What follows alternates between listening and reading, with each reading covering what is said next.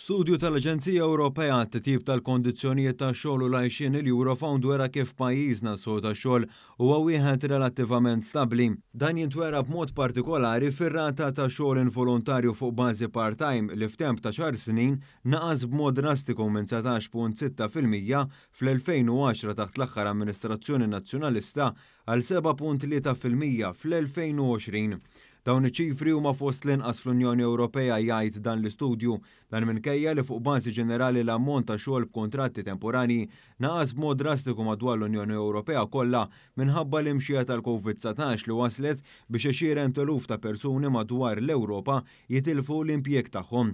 Dan b'kuntrast tal-pajjiżna fejn bis-saħħa tal-għajnuna mogħtija mill-Gvern primarjament dak tal-wage supplement u aktar tard anke bil-sussidji fil-prezzijiet tal-enerġija u l-fuels li mhux tal-li waslu biex ġew salvati eluf ta' impjiegi, iżda n-negozju wkoll reġgħu rkupraw brata aktar maġla, għal kontrarju ta' pajjiżi oħrajn fejn il-pandemija ħalliet effetti ħżiena.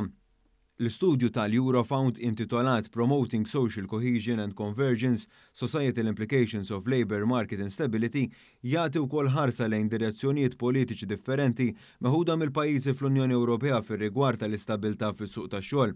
Dan l-istudju faħħar l-impenn tal-Gvern fir-rigward ta' ċensiment nazzjonali tal-ħiliet fost miżuri oħrajn li ġew stabiliti fil-politika nazzjonali għax-xogħol.